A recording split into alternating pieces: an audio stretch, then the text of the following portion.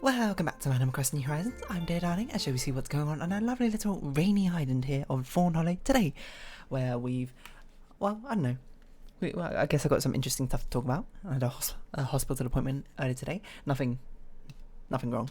It was just a checkup, just to see what's going on with my body and that sort of thing. And turns out my liver's fine because I had a liver scan, which was interesting. It was using this. I can't remember what the technology's called. I think it's called like FibroScan or something. Some anecdotes with that, but we'll get into that in a second. Hello there everyone, right now in Fawnhallow it's 3:30 PM on Friday, June 25th, 2021. No breaking news today, order this week just fly by as it always does.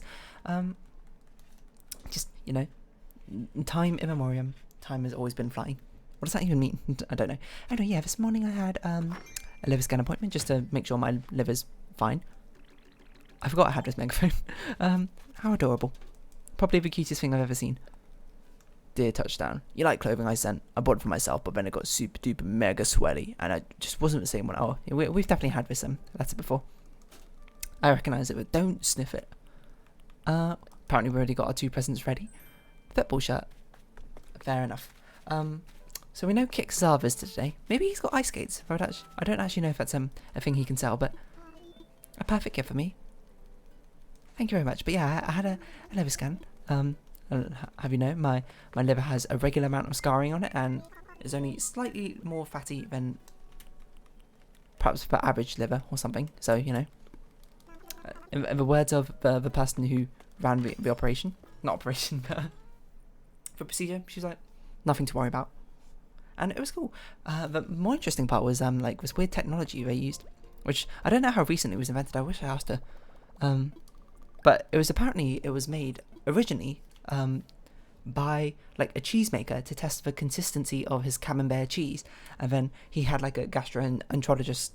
Is that how you say that word? Gastro. Someone who does like gastro stuff. Was just like, hey, this new thing that you've invented for measuring your camembert cheese would be really good for measuring like how healthy someone's liver is in a non-invasive way. And then that's kind of how it happened.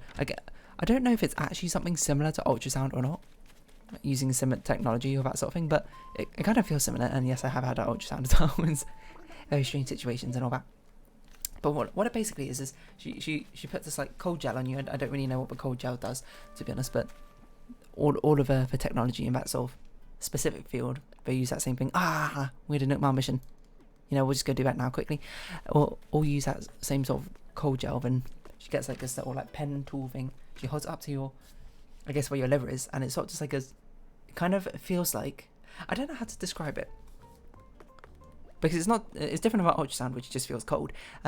This thing is it basically feels like there's a tiny little like piston-like thing, which sort of like not punches, but like lightly, it like flicks your stomach basically, not stomach, like flicks the side of you in like a rhythmic pulse like this, like it doesn't hurt or anything, it just kind of feels weird, if anything. But it was very entertaining, and apparently how it works, because I asked her, I was like, how does this sort of thing work? It basically tests the wobbliness or something, as she describes it, of your liver. It sends like a wave into your body, and it like sees how long it takes to get that wave to get reflected back, and because that sort of is determined, I guess, because the fatty part of your liver and the non-fatty part have like different propagation speeds or something.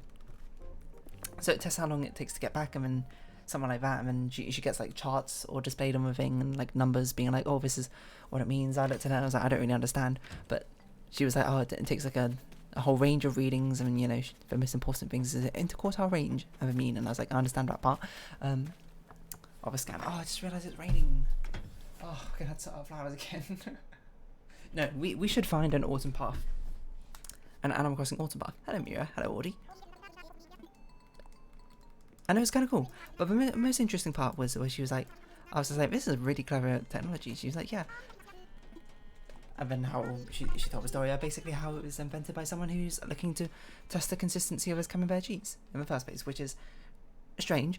Like, it's a thing you didn't think about for multiple reasons, obviously I'm not in the cheese farming business or anything like that. I don't know why I just ran over that rose, that was an accident. But sort of like I never really thought about the fact that they'd need some sort of equipment to, or it'd be valuable for them to know exactly the sort of wobbliness, I suppose, of your camembert cheese. Do we even need to farm Nook Mile missions?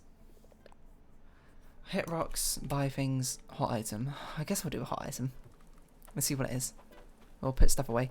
And then we are going to replace all of this path with a hard stone path instead, because that is something which you can paint over and not have... Actually, it might be possible, but if you put designs over a regular old path, flowers can't grow that. I've never tested that though, so I don't know. That's a problem. Pot, crest, door plate. Pot seems doable, I think. I think that says clay. And I don't mean the game company who made Don't Starve, I think. And oxygen not included. Anyway, sorry, that's a little bit irrelevant to what I was saying. But yeah, it just got me thinking about the fact that there's a lot of inventions out there which have been made by accident, essentially. Like, I don't know them off the top of my head, but I've heard stories about them. Like, didn't not Ian Fleming. Wait, is it Ian Fleming or Alexander Fleming? Hold on, I always get them confused. Ian Fleming is a poet, right? Alexander Fleming is the person who invented penicillin because he was trying to... I can't remember how the story goes. Let me check if that's even right before I start spreading that information. Alexander Fleming.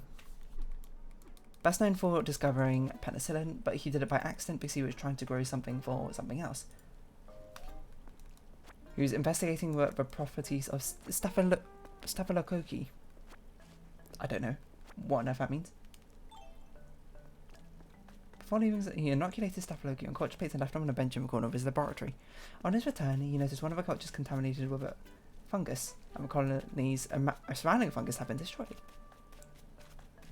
And he famously remarking, "That's funny." No, hold on, this wasn't what I had in mind. This wasn't an accidental. Well, I guess it was kind of accidental, but it's amazing how many like scientific discoveries are turned into accidental discoveries, being like, oh, you know, it's just pure coincidence, something happens. Don't get me wrong, but I'm not here to take away from the scientists' discoveries in the first place. It's remarkable what we could do, and all the technology and all the stuff that we discovered in the first place. And I know there's probably a very small minority of actual discoveries are through accidental research things, and most of them are probably from like pure testing and like iterating upon something. But it's just it sounds a lot better, I suppose, if you talk about something like, ooh, it was discovered accidentally, and you too could discover something accidentally. So let's see, accidental inventions that change your world. Penicillin apparently counted on here. No, there's this other chemical one. I think it was the hair dye. This guy was trying to make... I can't remember what he was trying to make off the top of his head. But it was something gone wrong, and then like he was going to throw it away, and then he checked out later and he was like, whoa, this can make like rad hair dye or something. I can't remember exactly. A microwave oven. He accidentally discovered a microwave oven. He was working on magnetrons, high-powered vacuum tubes, when he accidentally discovered a microwave cooking as the engineer was doing his job as usual when he noticed a candy bar in his pocket has melted. You see? Wonderful. And he's like, oh, microwaves. And the microwaves spun onto many things, and including like microwave diners and going to customize things, spend bells to buy items, sell things. Like microwave diners. There's this really recent Tom Scott video about heating up like hamsters in a microwave. Not literally in a microwave. It was basically like seeing if you could reanimate frozen wildlife and creatures, that sort of thing, and they needed basically a heating source, and they basically just sort of made a microwave, quote quote, to do that sort of thing. Is not actually, please don't put any living creature in a microwave or anything like it. The only things you should put in a microwave are like your food, leftovers, and I suppose maybe your meal for that day if you really want to cook it with a microwave. I suppose that's up to you, but yeah, just be responsible, you know. I shouldn't have to say it, but there you go. Apparently, Post-it note was an accidental invention. He was doing research on strong adhesive when he came across quite the opposite, one that stuck lightly to surfaces but didn't bond tightly to them. And he had no idea what to do with his discovery, but years later, another scientist, Art Fry, came to him with an idea to create a bookmark that could stick to paper without damaging it. And eventually that bookmark became a Post-it note. How lovely, you know? What cool thing that ended up happening. First artificial sweetener. I can see it was like, or maybe it was the invention of paint or something. Invention of hair dye accident. Yeah, hold on. But extraordinary history of hair color. The colourful history of hair dye. In 1907, French chemist took a PPD, created the first hair colour for commercial purposes. What? I thought it was an accident.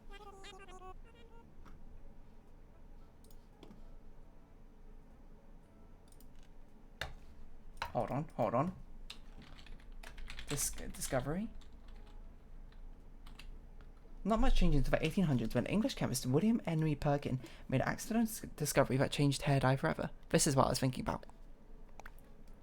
In an attempt to generate a cure for malaria, he created the first synthesized dye in 1863. The colour was mauve and was appropriately named Morvine. Soon after, his chemistry professor August Hoffmann derived a colour-changing molecule from Morvine.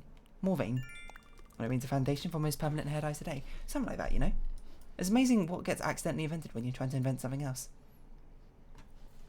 And also, I suppose it raises the question somewhat, being like, how does this happen in the first place? How do you just accidentally invent something?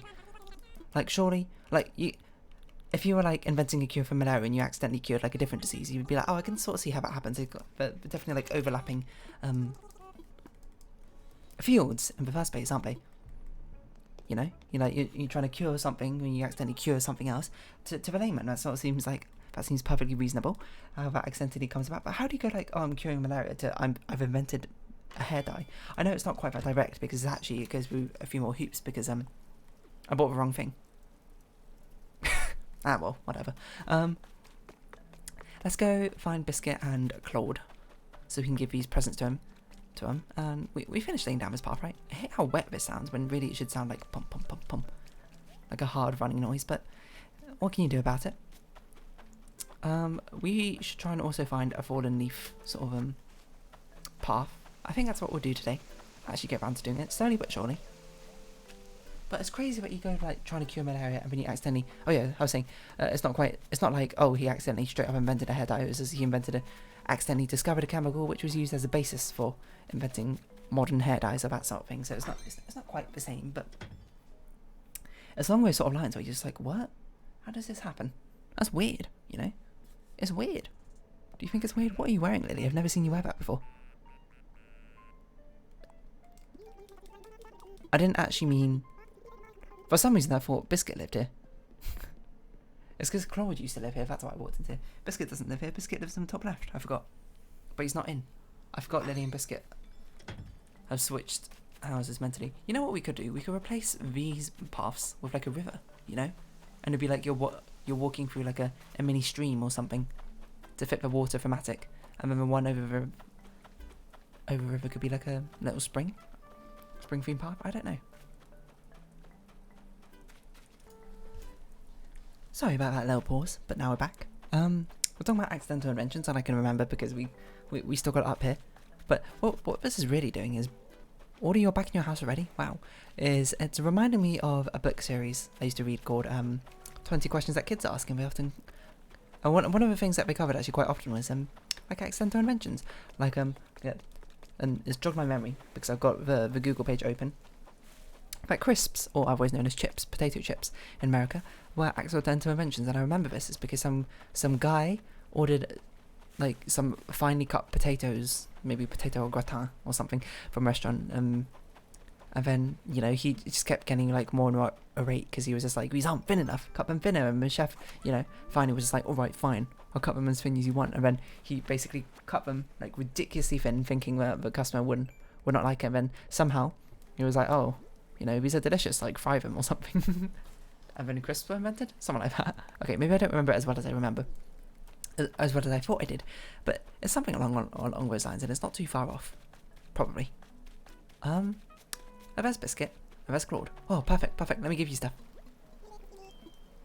I didn't really... Now I think about it, we've got 3 lazy villages in our town, don't we?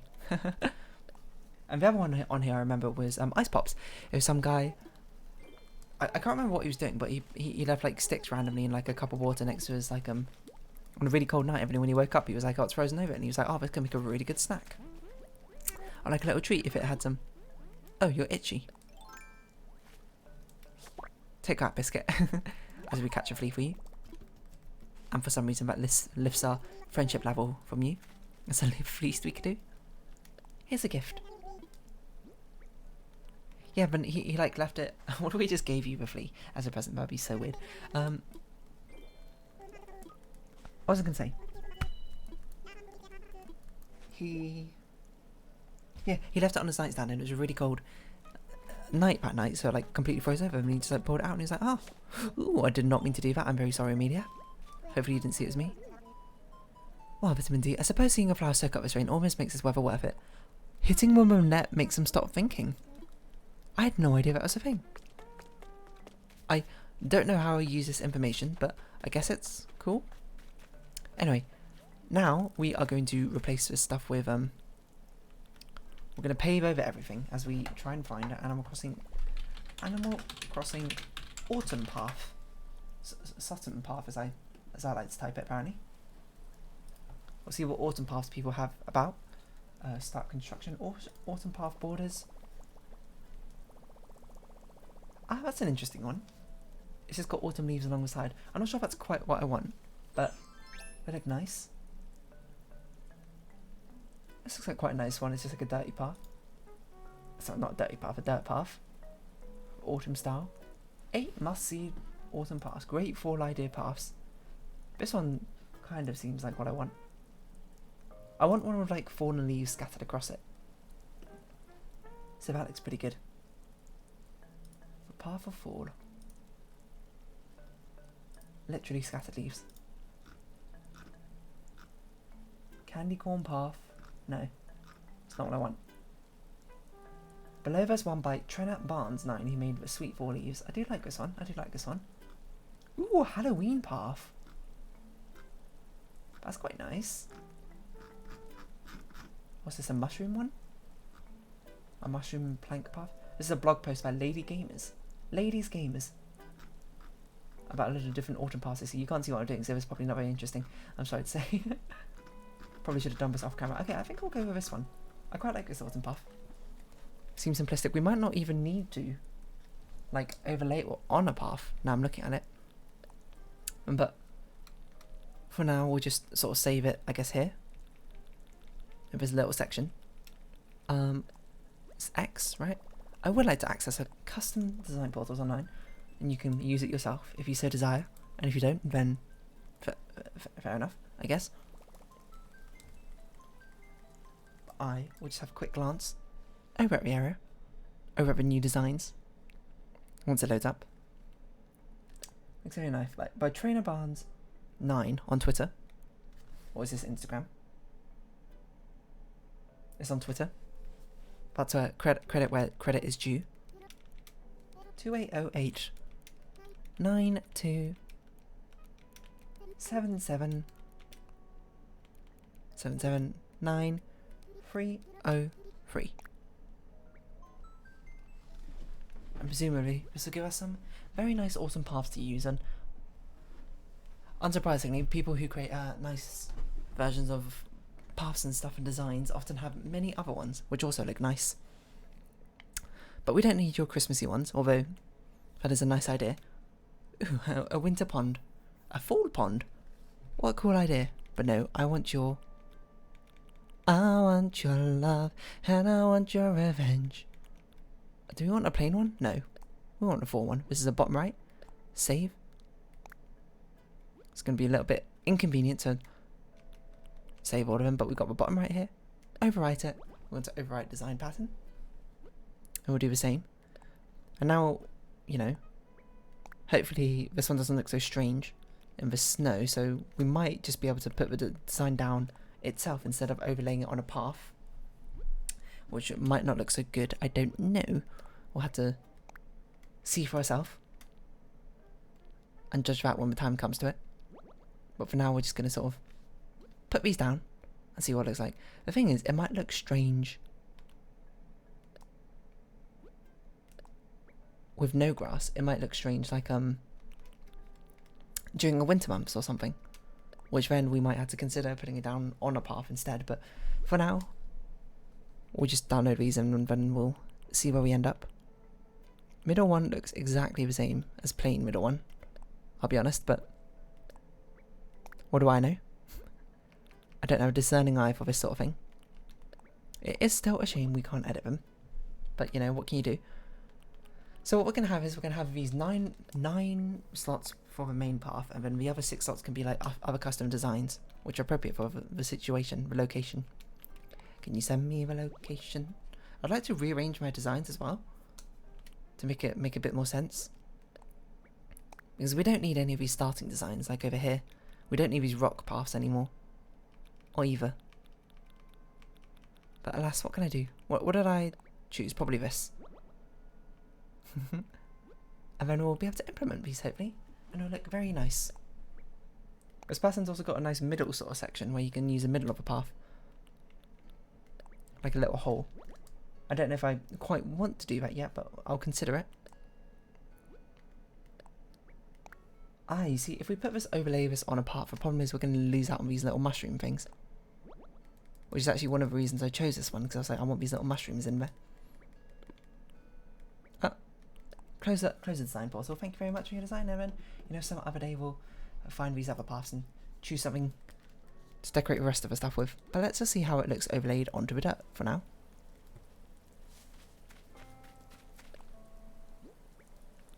And from there we'll decide whether it's a appropriate course of design or not. Okay, how does it look overlaid on dirt? Does not look great. Looks particularly strange, so I think we'll just lay this down on top of grass. Actually, let's just see what it looks like on top of grass.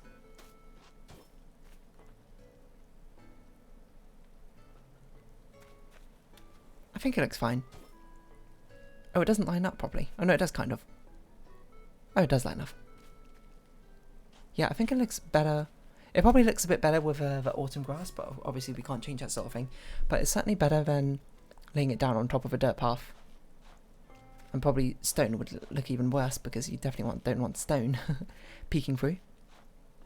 So yeah, we'll stick with it. It'll look a little bit out of season when it's not in season, but you know, that's just kind of what happens when you have 4 seasons as your sort of theme. And hopefully, no, not even hopefully, I know, now I think about it, I know it's true, because I've got a transparent design. Transparent paths, these design paths will not allow flowers to spawn with them, so we won't have to deal with that overabundance of flower population once again, once we've finished laying all of these down. We're not even in the rainy season anymore. How does this happen? You know? Like April showers. It's not April anymore. How are you still showering? But yeah, back to accidental inventions. Can I remember any others? I don't know. Do I still have that Google? No, I closed the Google window, because I'm a fool. It's a bit of a desaturated colour, which is nice, because I think that sort of suits the autumn vibe, doesn't it? There's like greyish browns and other sort of things. I like the little mushrooms which appear on them. Very nice. Perhaps it's a bit over the top to have them on every single path, but at the same time I don't want to use up too many of my design slots to have both an intriguing version and one without. One with scattered stuff on it and one without.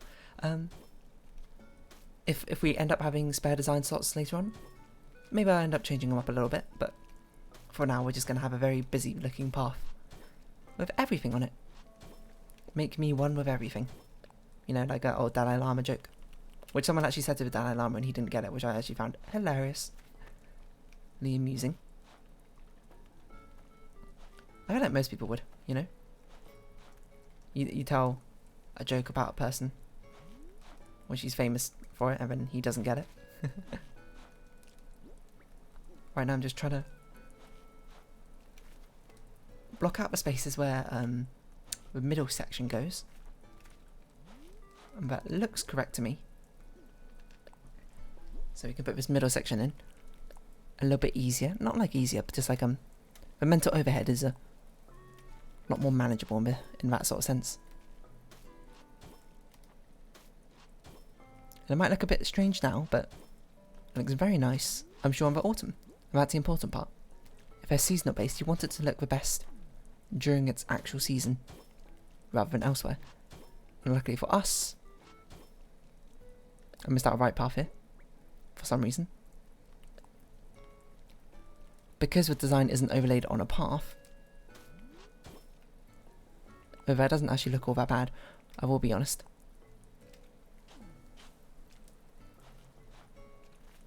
If it was just a bit thicker, it probably would look okay, but then these middle parts will look completely fine overlaid on top of it, because they'll actually match up properly, rather than weirdly sticking out like a sore thumb, huh? Like some of them do.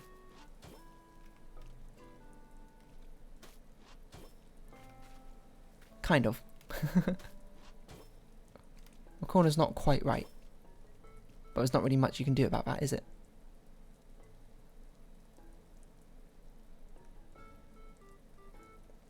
That's not what it looked like, and how did she put the corners in so nicely? Why am I so bad at this? Animal Crossing Fall Paths. Can't put autumn because, you know, people won't understand.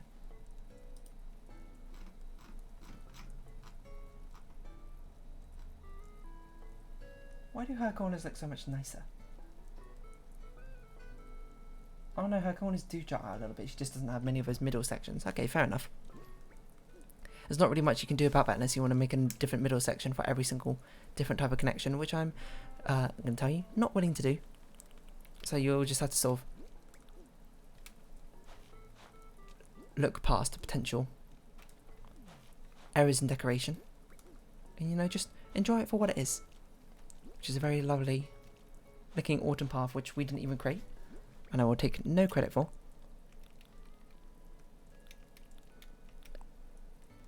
As we fill in the rest of this. But yeah, I don't know, accidental inventions.